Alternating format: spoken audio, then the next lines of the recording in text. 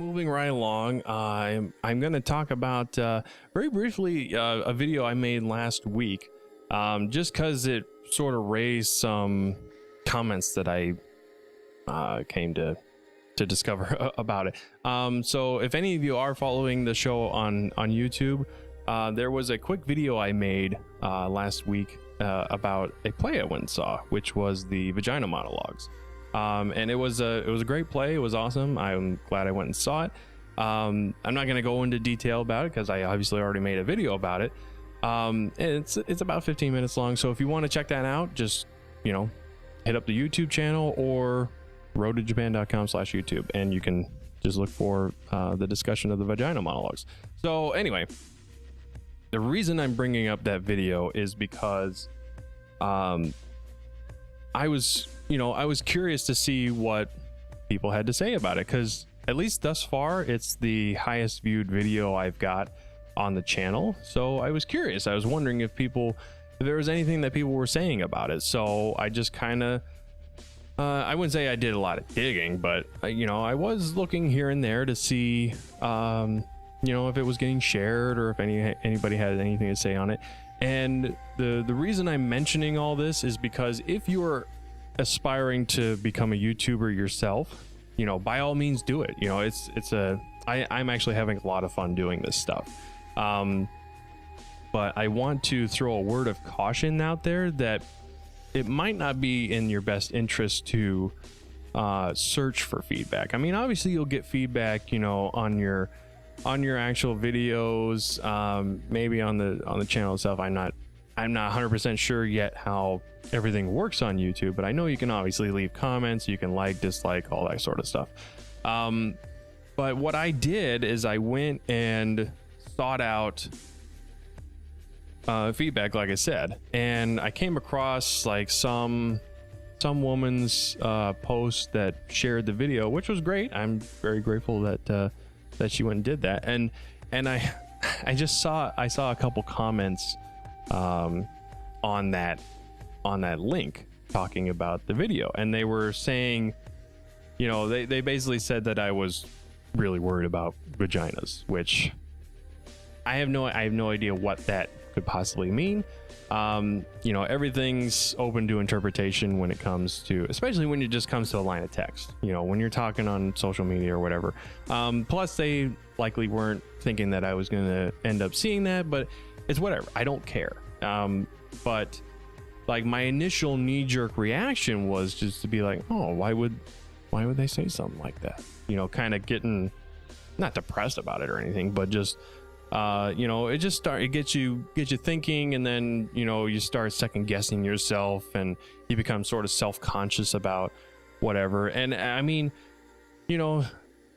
like I don't know what they meant by it, so I'm not obviously gonna confront them or anything. I mean, what's the point?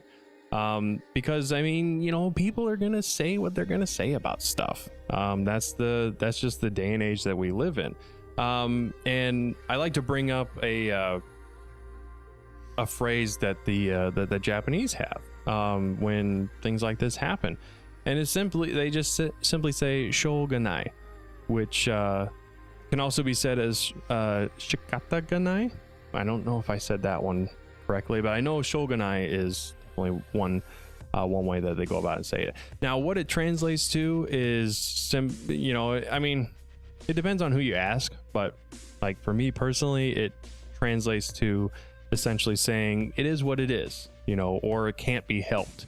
And that's kind of how I'm gonna have to look at doing things, well, pretty much with anything having to do with the show, whether it's feedback on videos or on the podcast. As it reaches a larger audience, you're eventually gonna get comments, and not all of them are always going to be positive. So for me to keep my head in the game, I just have to keep that in mind. I mean, this show is very important to me because it's a way that I can tell my story, and share my story, and hopefully over time be able to share other people's stories as well, and be able to let others know that just maybe listening that someone's paying attention. Someone's out there, kind of giving a crap about what's going on.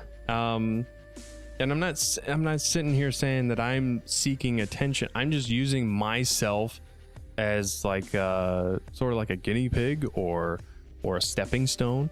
But I want to get my story out there. I don't, how often do you hear about people like really talking about their life as a college student, which I realized, over the last couple episodes, I haven't really been discussing, college that much. Which actually I will be getting to a little bit later in the show, because there are developments that have happened over the last couple weeks. But I feel that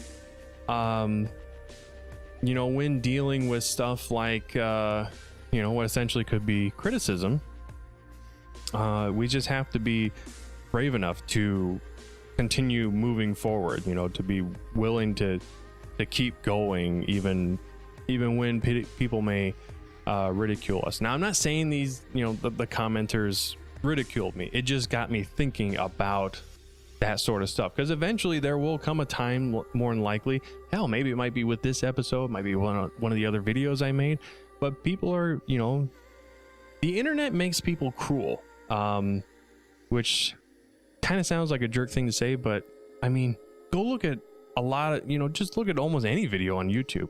And there's especially the ones where there's going to be maybe not the best quality video or best quality audio or whatever, but people can just be really cruel. It doesn't matter what the video itself is about. They could be saying, people could be saying the most inspirational things, but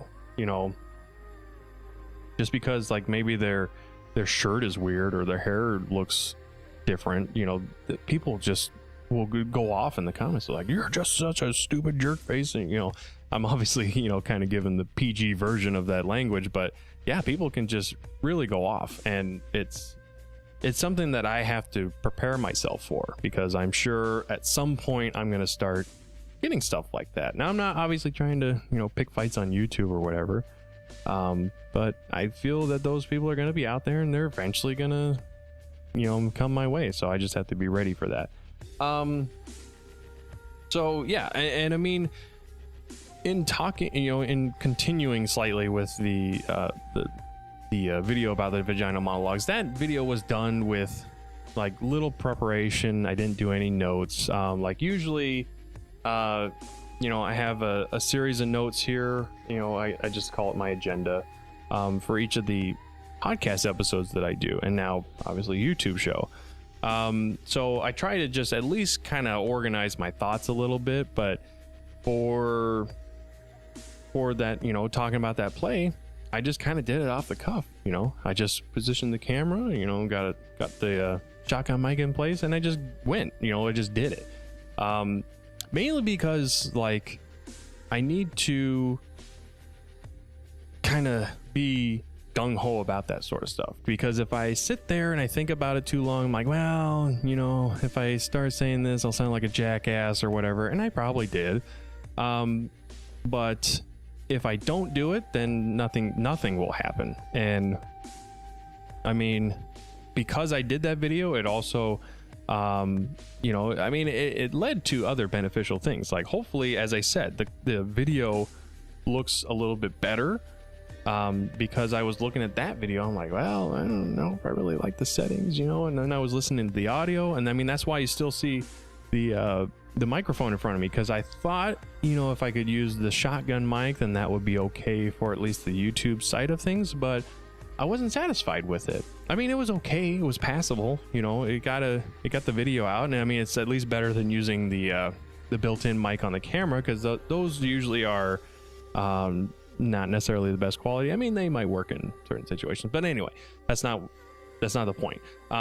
It's just that I try to look at the benefits of anything that I do. So I'll probably be looking at this video as I'm editing it, and I post it, and I go back and I watch it again just to give myself more ideas of what to do in regards to the show, how I can better tell my story, essentially. And hopefully, people will respond positively to that. I can't guarantee anything. I'm not a fortune teller, because if I was, I would have just predicted lottery numbers and I'd be done with it. But you know, I mean, as far as like all the people out there that might be watching this thinking like, hey, I want to start a channel as well, or whatever, I want to tell my story, you just gotta have that little bit of bravery to just get in front of the camera and just do it.